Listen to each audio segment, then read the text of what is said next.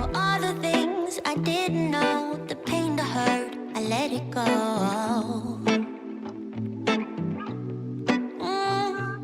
I start to believe in myself, and life will be sweet again. So sweet again. Oh, na, na, na, na, na, na, na.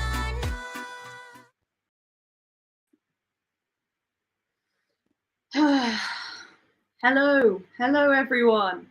Happy Monday, or is it a happy Monday? Thank you for joining me here today as I deconstruct us losing another 2-0 lead in the Premier League. Arsenal were 2 goals up in the first 10 minutes against West Ham, and just like last week at Anfield, we bottle the 2-0 lead and end up drawing the game.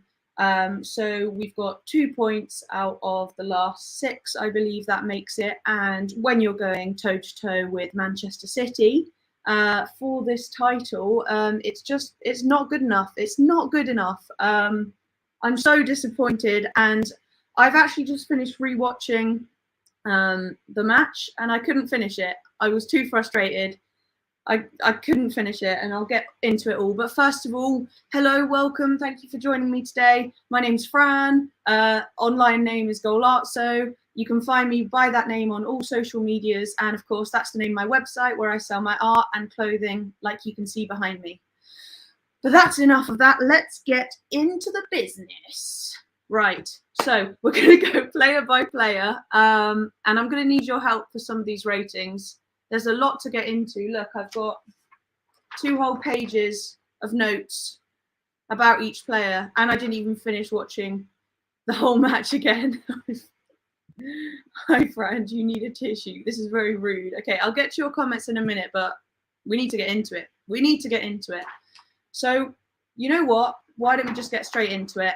We'll start from the back and work our way forwards, and I need you guys to put your ratings in the chat for each player, and we'll go over exactly what happened. So, for the first 20 minutes and after, I don't know. But anyway, let's just get into it. The sports carnage is just causing chaos already. Hello, Luca. Hello, TJ Warren.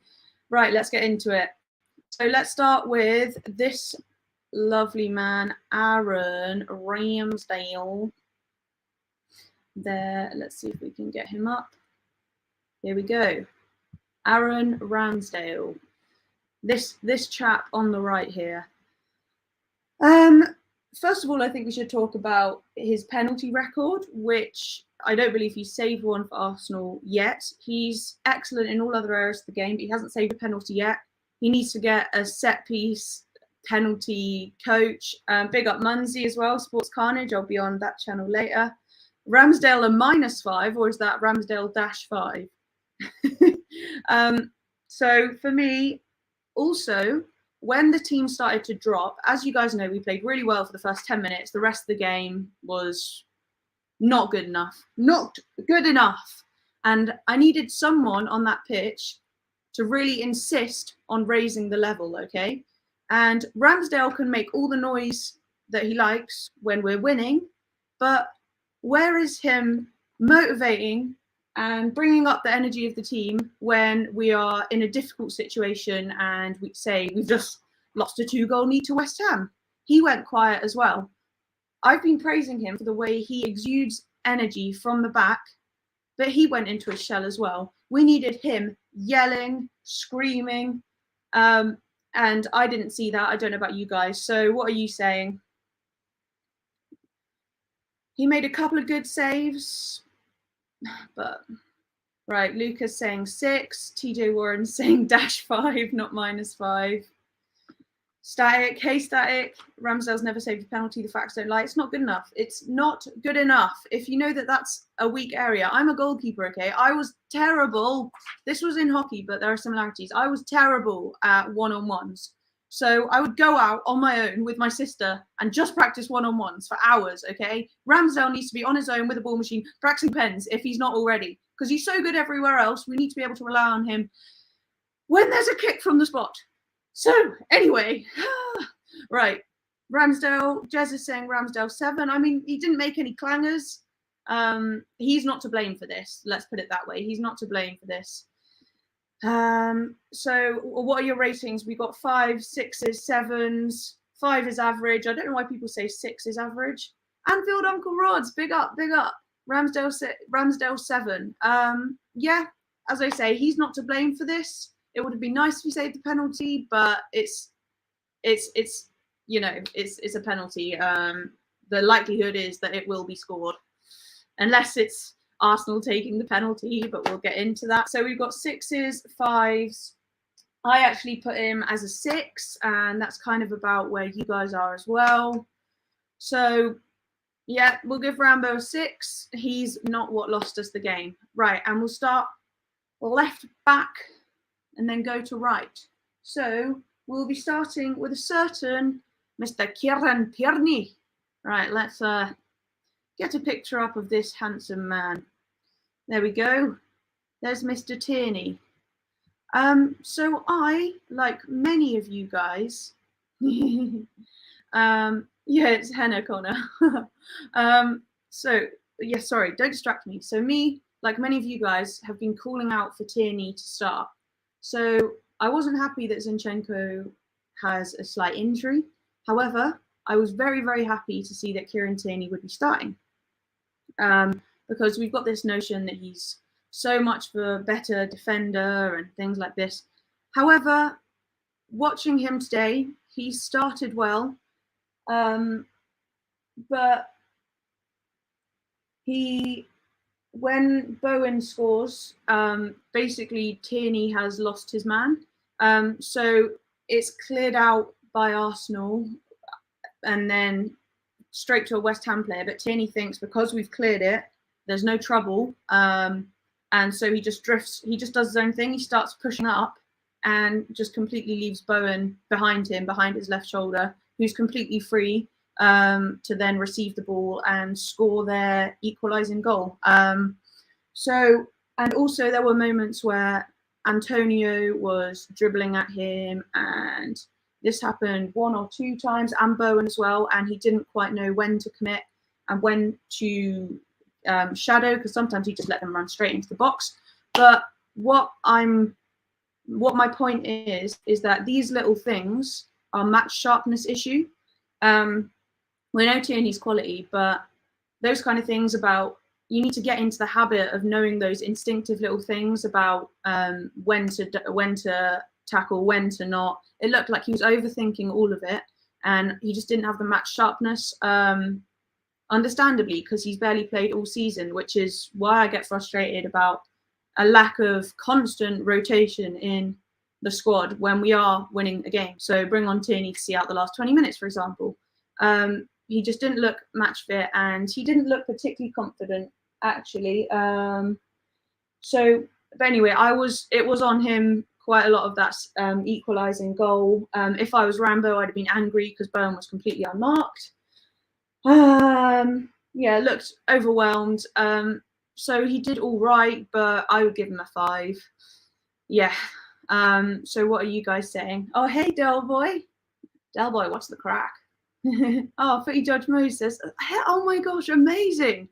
I believe this is Footy Judge Mo from Never a Foul, which is massive. So you guys are, maybe I'm being a bit harsh on Tierney. You guys are saying 8, 7, 6.5, 6. Anfield Uncle Rods agrees with me, saying 5. He needs to be focused for the whole game. I think we're going in with a bit of bias because we've been so desperate to see Tierney play. But when you actually watched it, he wasn't match sharp, in my opinion. Looked a bit overwhelmed. So, yeah, that's Tierney. Let's move on to a certain Mr. Gabriel. And there's a few different aspects with Gabriel Magalhaes. So put your ratings in the chat. But okay, so the first thing people are going to go to is, let me just go back to my notes. Really great game till the 30th minute. Then Thomas Partey gives the ball away, and he goes in for a silly tackle on, was it Benrahma? I can't remember, or Antonio. He goes in for a silly tackle, a really slight head-to-goal moment. He pulls out the tackle, but concedes a penalty because he's given the ref the chance to make that decision.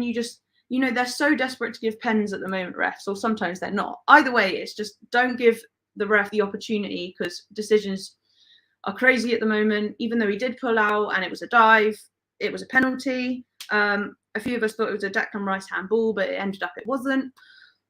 So Gabriel gives away a penalty, silly moment. But that is okay. That's 2-1, right? We should be able to recover from that. And what I will say about Gabriel is after that, he basically had to do most of the defending on his own for the rest of the first half, the whole of the second half. And he actually, after that, he can hold his head high, actually, because in my opinion, you guys might think different. That last Static disagrees. You guys might disagree with some of my ratings. I think when we all watch a game, we see something different. But I thought Gabriel continued fighting and continued completely committing and was having to do too much for all of the rest of the game.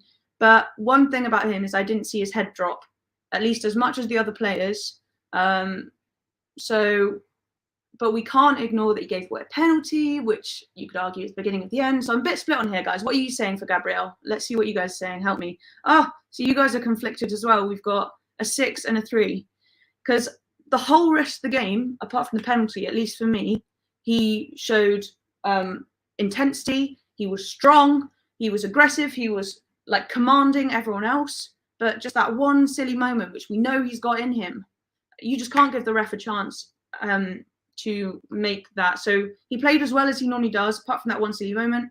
If he normally plays at a 6, he's done that stupid moment. It should go down to a 4.5. You can't let him off for giving away a penalty. You've just got to be more careful in the box. So you guys are saying Gabriel 5, 4, 6, 3, anywhere between 3 and 6. 6.5. We had a week off to West Ham. You would think we just played on a Thursday night. I will get into that. I'm not happy. That was Paquetá. Okay. Gabriel 4.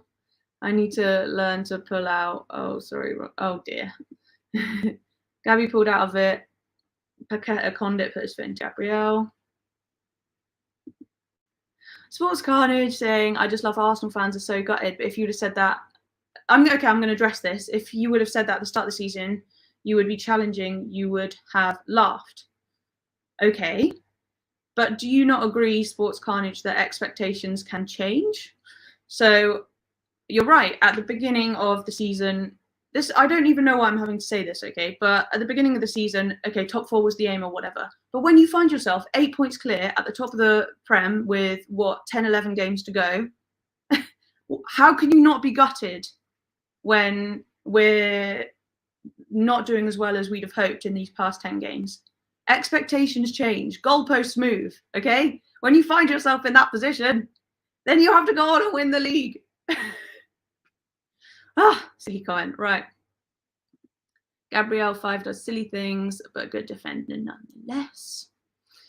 What expectations are allowed to change? Why is that so controversial? Right. The way I see it is I do athletics, right? I'm aiming to come in the top 3 for this 100-meter sprint. I find myself with 10 meters to go, winning the race.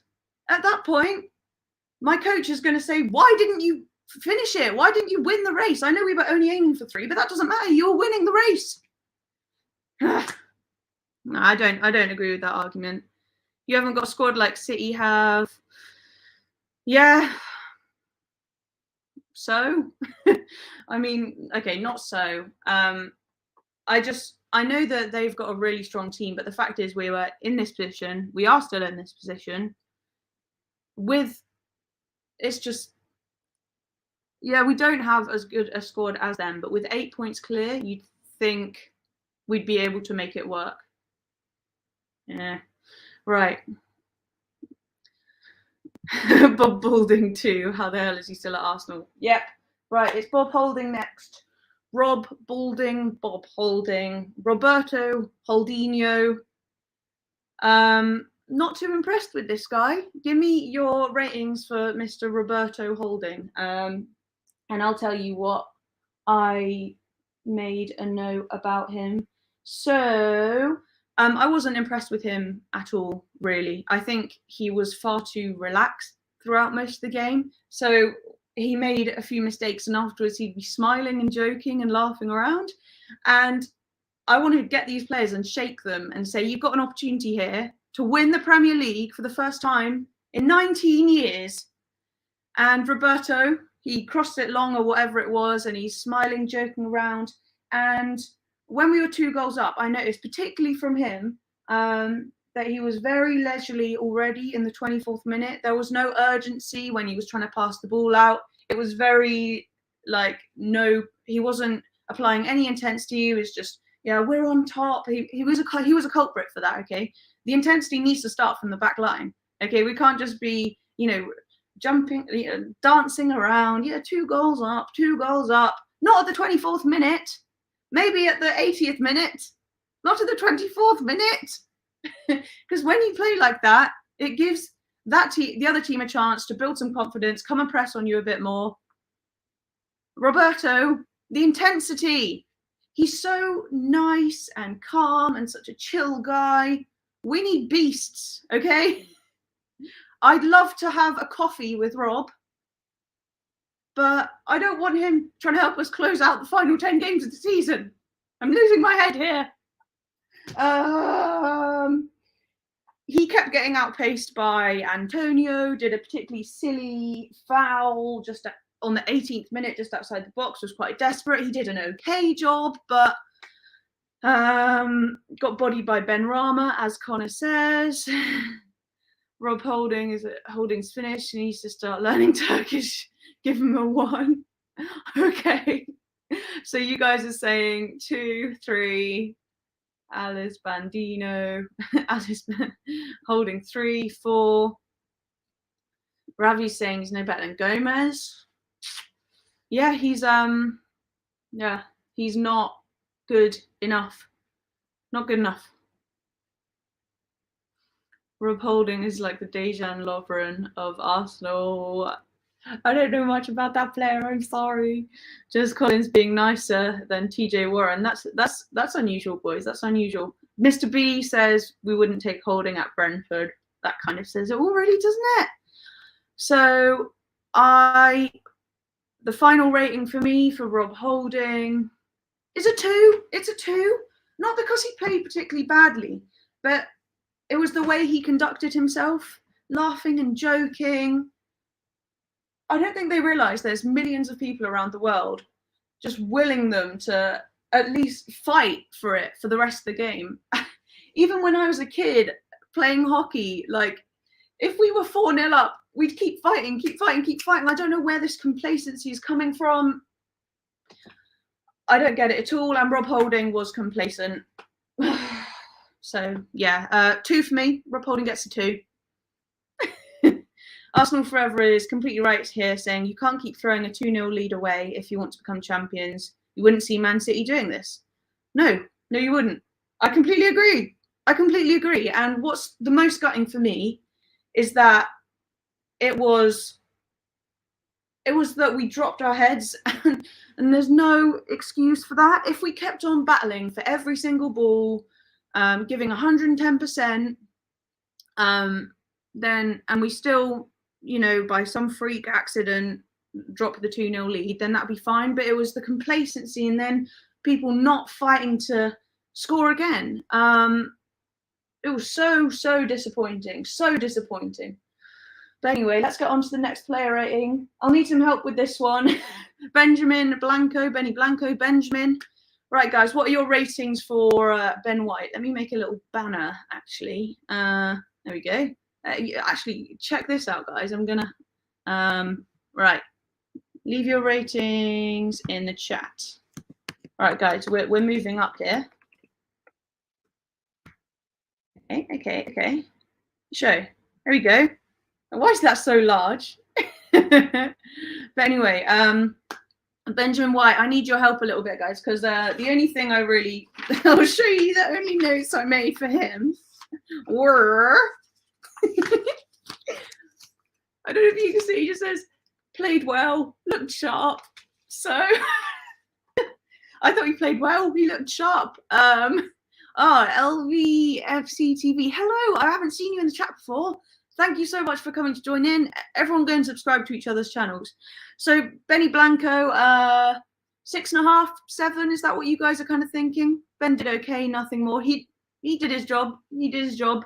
Yeah, I said he played all right. Not much to say about Ben, really. He's been really consistent this season. What a season from Benjamin White. I love his interviews too. So you guys are saying 6, 6, 5, 7. Ravi's quite right, saying he did okay and nothing more. Right, let's move on to the midfield. To the midfield, everyone. So we are. This one's going to be fun. So it is Mr. Thomas Partey.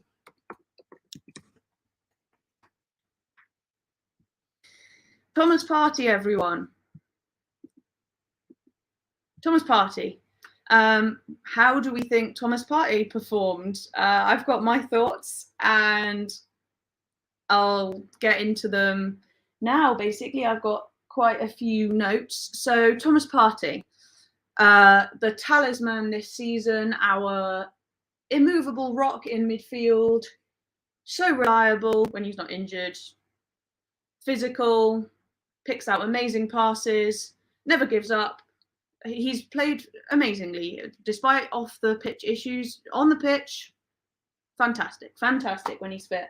And he started well. He was picking out some really great passes, Thomas Partey doing party things. And we go 2-0 up. And that's when things start.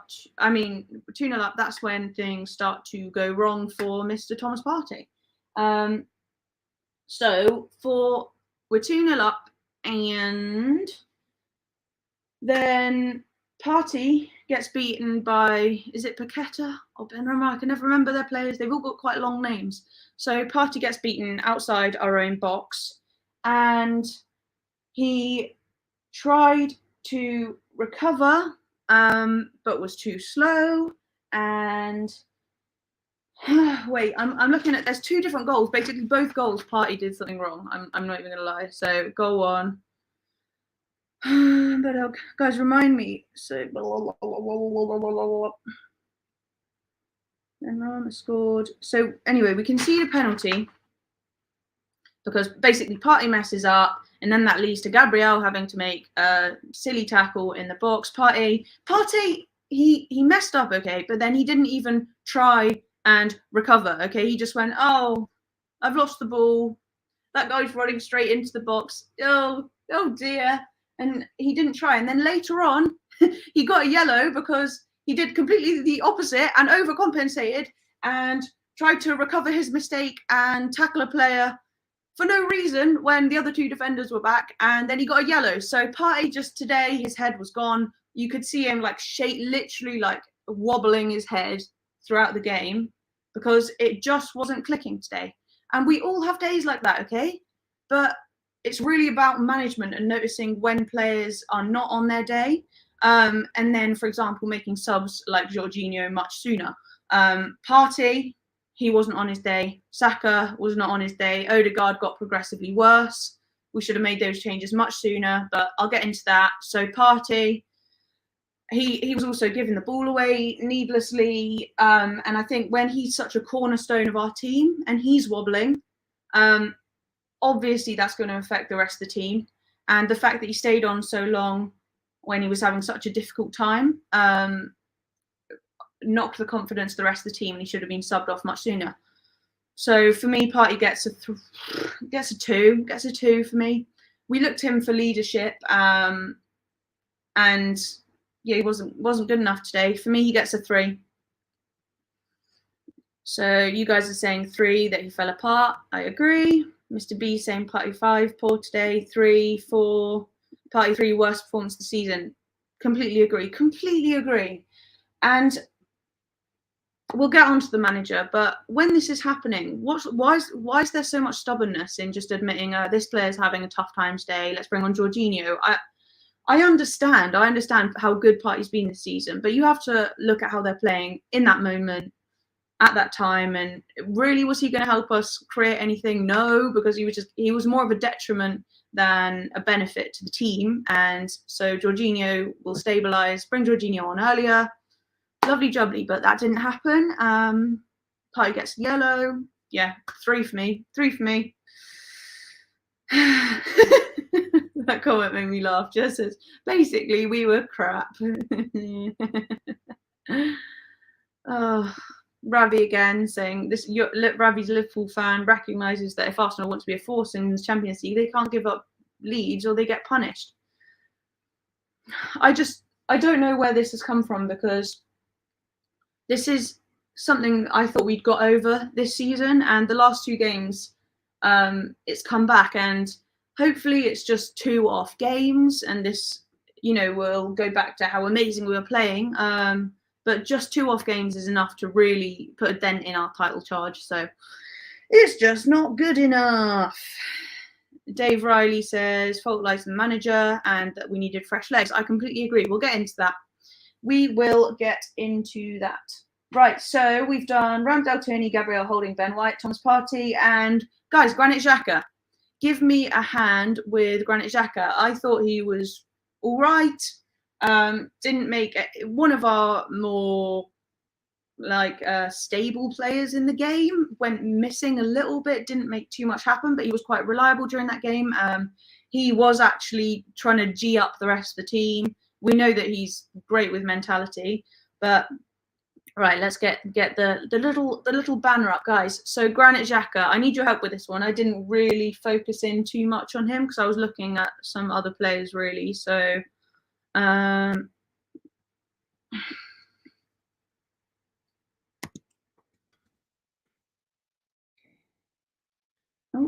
why is it doing that? But Xhaka, I thought he was pretty solid for me. Average. In a game like that, it's nice to see him not make a ridiculous mistake. So I thought he was all right. You guys are saying 5, 6. Endsman TV, big up.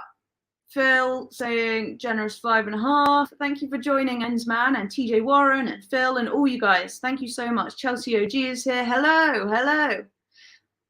All you haters in the chat. Jacques attack. I thought he was all right. You guys are. I didn't think he did much particularly wrong, really. I'm going to give him a 6.5.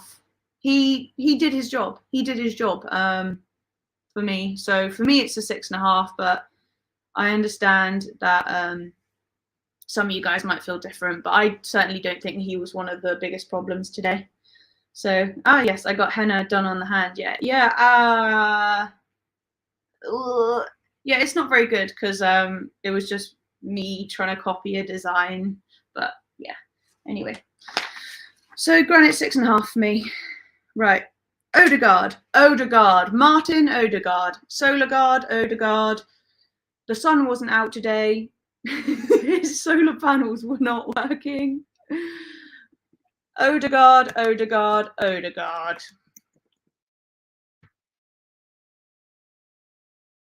Did I spell it right? I can never quite get the spelling right.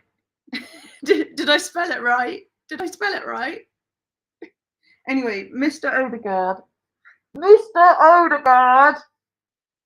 When the team is struggling, Mr. Oodegard goes very quiet indeed, in my opinion. He's captain, but he's not the kind of captain that when things are not going our way, can change the mentality of the team, give people a telling off, so I don't swear. He's more of a captain that leads by example, and when he's having a stinker, like he did yesterday, there's not too much. I mean, he started really well, don't get me wrong. He started very, very well. He scored, obviously. He did a really cool finish for our first goal, I believe it was. Oh, no, it was second goal. Martinelli crossed it in. But then his level started to drop dramatically, and for me, when his level drops, it's very rare that he turns it around or comes out with a moment of brilliance. Like when his level drops, that's sort of it for him. He goes missing. Just oh, I did spell it wrong. I knew it. Let me change it. I knew it. I knew there's a double there. I just can't get that name right in my head. Anyway, you guys are giving him a bit of credit for the goal because that was a really beautiful goal. I'd like a nice little tap in finish, volley in the air, beautiful, perfect goal. But then when the rest of the team is dropping, you want to rely on your captain to raise the level. And he kind of just drops with the rest of the team, fades into the background, as Jez Collins says here. Everyone subscribe to Jez, Arsenal, the history and more. Mr. Beefly saying Oodegard 5 for the goal. Should have made a decision about the pen. Prob should have taken it. Not a leader. I would have had Gabriel Jesus take the pen because he scored the last one. But Saka's, it's all in hindsight. It was so out of the blue that Saka completely missed that penalty. And I would have. It made complete sense that Saka would take the penalty. He's been the one scoring and really staying calm in these big penalty moments this season. So, Gibraltar guard, 3.5. Ensman TV. I'm annoyed with this guy. I'm annoyed with Oodegard. I'm annoyed. He's getting a 3. Getting a 3 from me. I know he scored, but I expect more of the captain. When the team's losing energy, we need more from the captain. So, yes. Right. Next up, Martinelli. Gabriel Martinelli, one of my favourite players. I will go back to, let me show you my little drawing of him. Right, guys, have a think about what you would give Mr. Martinelli today. There we go. One moment, lads. There we go. There's my little drawing of him. Absolutely love this player. So he just wasn't. It wasn't a lack of effort today for him. It just wasn't really paying off. It just wasn't effective today. Not that he wasn't trying. He at 55 minutes he did a shot and it went straight to the keeper. He just wasn't getting much luck. Things weren't really going for him today. I wasn't seeing the outstanding runs down the left wing that we sometimes see from him. Could that be because Zinchenko's not there to help build up play on the left-hand side? I don't know. But he wasn't quite as sensational as normal. So for me, it's maybe a 4.5, 4, 5. There were moments where the ball was pinging around the box. We had a few chances in the second half, mess in the penalty area where he's one of those players that can step up and just try and smack it into the back of the net. And he tried, but it went straight to the keeper. And it just wasn't working out for him today. Maybe bring on Nketiah a bit earlier. But, he didn't make any horrendous mistakes. He was all right. I'll give him a 4.5 for me. 4.5 for me. And now let's move on to, let's go Saka. Okay, we'll go for Saka. We'll go for Saka right now.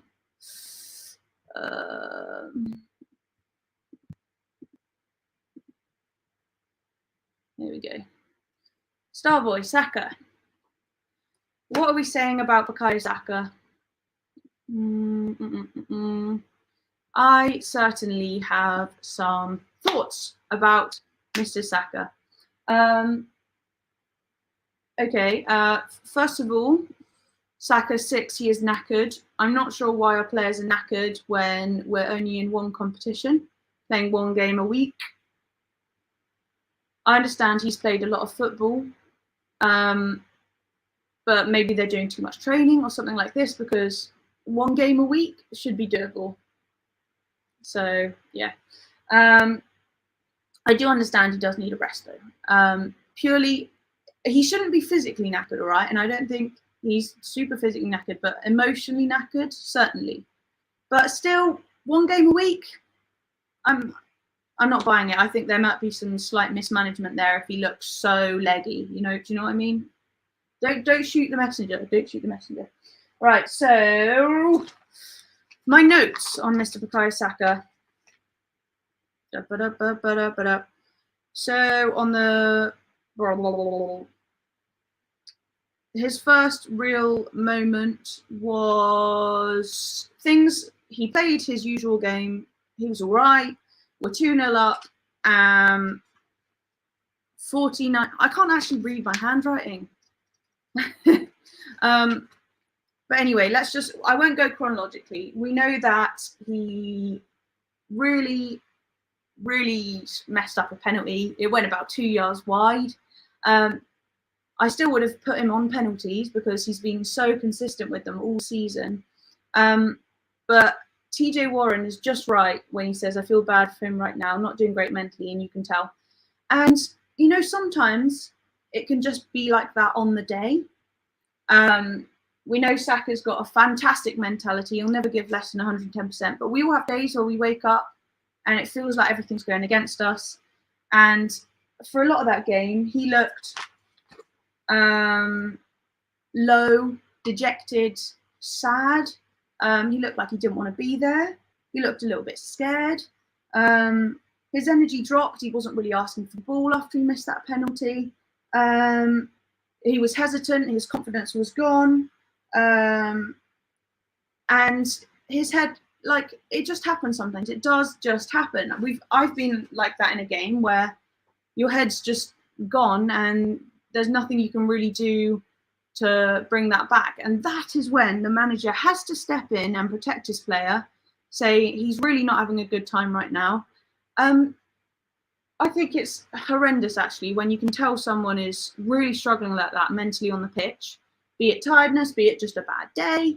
It happens to the best of us. Arteta keeps him on, which is just going to make him feel even more horrible as the minutes go on.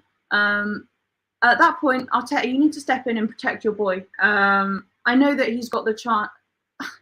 Why are you paying Eddie Nketiah? Is it 100k a week? He's on a 4-year contract when you're not going to take Saka off when he's having an emotionally horrible game, a technically horrible game. Why aren't you taking Saka off? He's still only 21. He can't there will be off days. There are still hormones at that age, okay? He was having a bad day. And I just wanted him to come off, sit down. Mikel put his arm around him and say, it's all right, mate. It's all right, you know?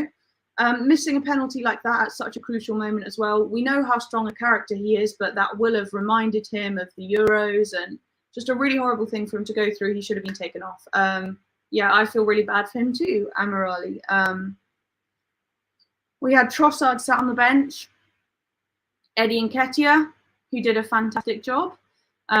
When I thought so, when we called on him back when Jesus was injured for a bit. Yeah, he should have come off earlier. I felt really bad for him as well. Amirali asked, so Saka, I'm gonna give him a 5. No, I can't. I can't ignore that penalty miss. I can't wrap him in cotton wool.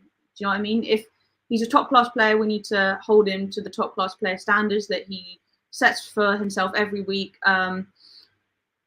Obviously, like, he shouldn't feel bad about himself. He's still been a star player for us this season, but I think he would agree before anyone else that yesterday was woeful. 2.5.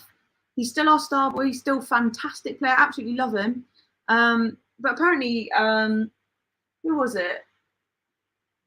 There was a Manchester United player, I can't remember which one, who said they actually prefer it when they hear like football criticism about their games from fans rather than just smoke being blown up their backsides. So it's okay to criticize your players, okay? You can't get anywhere without reflecting, criticizing, and it doesn't mean we don't absolutely love them. I absolutely love Saka, but I think he'd admit before anyone else that it wasn't his day. 2.5 for me. 2.5 for Me.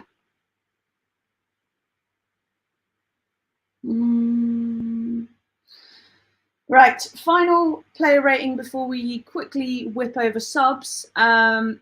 It's Mr. Gabriel Jesus. Gabriel Jesus. I think we can all agree that since he's come back from his horrible injury and surgery and has still scored before Rafinha has for Spurs, I think we can agree that he's come back with a point to prove, Mr. Jesus. What a guy! What a guy! Let me just get up my. I think he's come back and he's even better than he was before. And today he also played well. Oh, why is my so Gabriel Jesus? Here we go. That's my little wee drawing of Gabriel Jesus. So for me, he's one of the players that can hold his head high that game. He was everywhere all at once. He was playing all 11 positions. He's really come back with a point to prove. Absolutely fantastic work rate, fantastic pace, really good skills on the ball. That's the Gabriel Jesus we know and love at his best. So why was he subbed off instead of Bukayo Saka, who was having an absolute stinker? Just before Jesus was subbed off, he had missed a tap in by about an inch. It looked like if he stayed on, he was going to score. I understand injury management and that stuff, but he was by far the best attacking player on the pitch. I don't know why he was taken off. I really do not know. When Saka was having such a horrible time out there, Jesus was fantastic, for me at least. And one thing that stood out was that when everyone else was getting leggy, tired, like they couldn't be bothered when it was 2-2, he was still giving it 100% and making stuff happen, causing chaos. I love the guy. Okay, I'm biased. I love the guy. So for me, he gets a 7.5 maybe, purely because he's been so good since his injury return, and I can't actually big up how difficult that is. I was injured for a long, long time when I hurt my back when I was like regional athletics and that type of thing.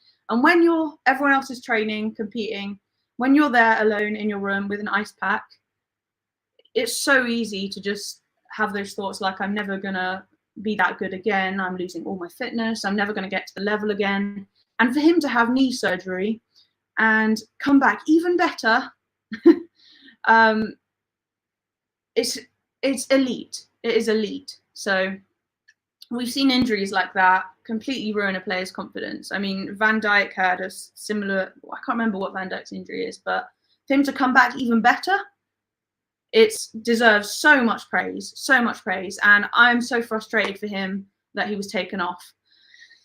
So you guys, though, I need to talk. We're going to go. So subs, let's just zip over subs. Nketiah didn't have any time. I'll give him a 5 because he had like 1 or 2 minutes. It's actually quite disrespectful. Guys, what do we think of Trossard? He's always fantastic, but it was too little too late, I think.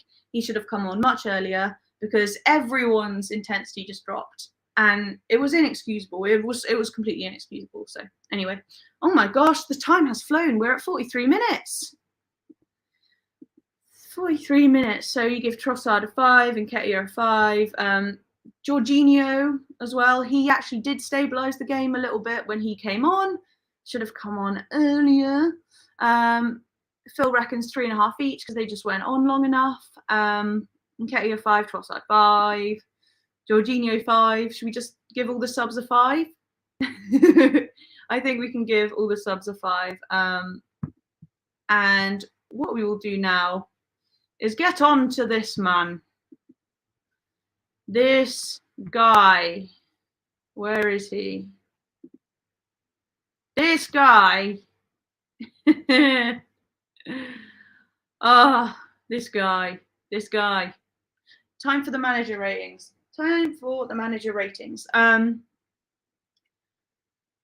So I see a lot of people saying, like, really overblowing how bad, like, okay, because he was bad on this game, he needs to go. I was right all along. He's not good enough. today was very bad. Bad decision making by Mikel Arteta. But by no means do I think, this is just my opinion, I would not want to get rid of him at the end of the season. I know a lot of you guys disagree, but I'll get into my reasons. However, I think we can all agree the last couple of games, the subs have been too late. Last week, the Kiwior sub was bizarre. The substitutions have not been good. They've just been too late for me. They've just been too late. And this is a problem we've had with Arteta since the beginning. And the thing is, I understand why he would have kept Saka on, because sometimes when you whip a player off after they've had like a stinky moment, that's what they're left with in their head. And I think he was leaving Saka on to give him a chance to like redeem himself, for himself as well, so he comes off in a bit of a better mindset. But he needs to be more ruthless, not have so much favoritism, make subs earlier. However, that being said, I think we are going a bit too hard, some of us, on Arteta, because I think what's not spoken about enough is the atmosphere. I know it's atmosphere, it's airy-fairy, but the atmosphere that he's created in the ground with the away fans. He came into this job saying, with a clear plan, which he's managed to implement, and the aim of bringing the fans and the players and the club back together, reinstating Arsenal's identity. And I don't think anyone can deny that that has happened. There's been so much more unity, cohesion between the players and the club, the fans, the atmosphere, and it's such a huge part of why we've done so well this season. It really can't be underplayed how important the crowd is. And lots of people saying they'd want Arteta to go. All of that would be gone, basically, straight away. That sort of fan favour and unity is very fragile. As we know, the Emirates, the Arsenal, like match going and online space can get toxic very quickly, and we're all behind the team right now. Even if some people criticise the manager, criticise this, we're behind the team. Believe in a good majority of these lads, and so much of that is down to Arteta. He's got an overarching view of how he wants the club to be. We've got a transfer strategy. For me, he deserves backing. He deserves his first choice players, and then we can see what happens then. But I do hear you guys. I do hear you guys, because the argument is, if we had, say, an Ancelotti or Unai Emery, Mr. Good Evening here right now, would we be bottling these 2-0 leads? If Pep was in charge of the team, I don't think we would. However, it's not all on the manager for me. It is not all on the manager today for me. As Kevin Campbell always says on Sophie Nicolaou's show, it's the players, Soph. And I think the players, just as much as he made bad decisions, the players let him down today. And let's talk about those players. I don't think they understand that we have a chance to win the league for the first time in 19 years. And the last 20 minutes of that match were absolutely pathetic. They were pathetic in terms of the players not playing even at 90%. Complacency, arrogance, laziness. It's like they weren't playing for anything. So the players let Arteta down. The fault is all round today. Bad substitutions from the manager, combined with bad performances from quite a lot of the team. It's not good enough. It's not good enough. Not good enough. And you know what? Jez says, I'm a muppet, I want him out.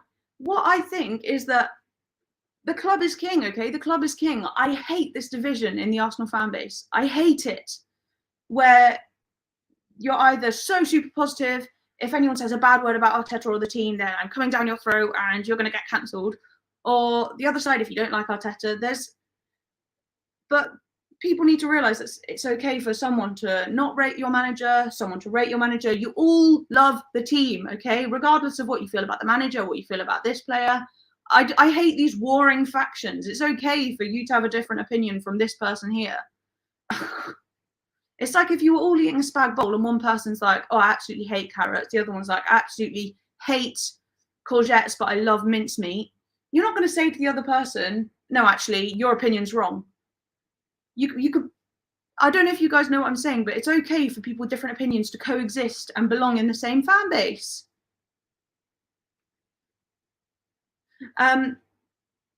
So yeah, we all just want what's best for the club.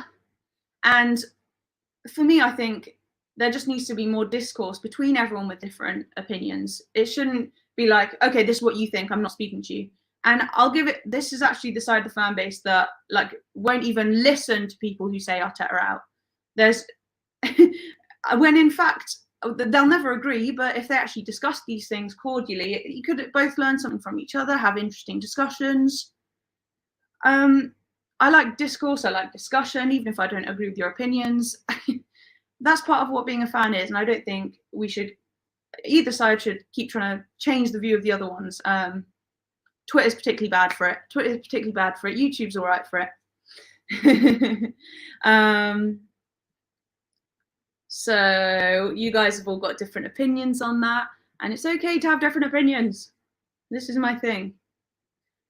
Yes, it's Arsenal FC, not Arteta FC. It's the same with Wenger, Fran. Yeah, and Jez, you've been here so much longer than I have. I like the manager. I really rate him, but you've been here so long. You absolutely know more about the club than me. You've seen things like this before. You're not probably going to change my opinion. I'm not going to change yours, but we can still talk about why we think this, why we think that. You know, it's all about the discussion and learning from other people. Me learning from all your years of supporting this club. You know. So, as TJ Warren says, legend alert, Gracie May is here. Gracie May, absolute legend. I completely agree. Hello, Gracie. Hello. Oh, you guys, Liverpool fans are not happy. Oh, thank you, Jez. I'm glad you agree. There we go. It's so toxic online between people with different opinions. I just can't deal with it. So anyway, Gooner Gathering. Guys, I'm live with Gooner Gathering at 7 p.m. We're going to review the match a bit more fully without the player rating. So at 7 p.m, definitely hop onto Gooner Gathering's channel. And I'm also on the Sports Carnage at 7:30. But anyway, let's round it up. We've nearly hit an hour. I think I've talked about mostly what I wanted to talk about. So...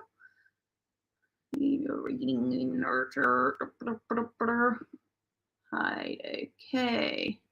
Comment. So, Ensman TV says, nice, you'll tune in. Thank you. Yes, do definitely go and support Gooner Gathering. They're lovely guys and super knowledgeable, super knowledgeable.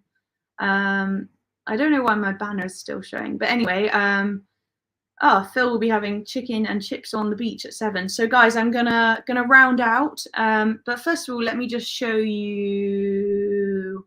So obviously I've been Francini and Golazzo is my website. I do art, like the stuff behind me. And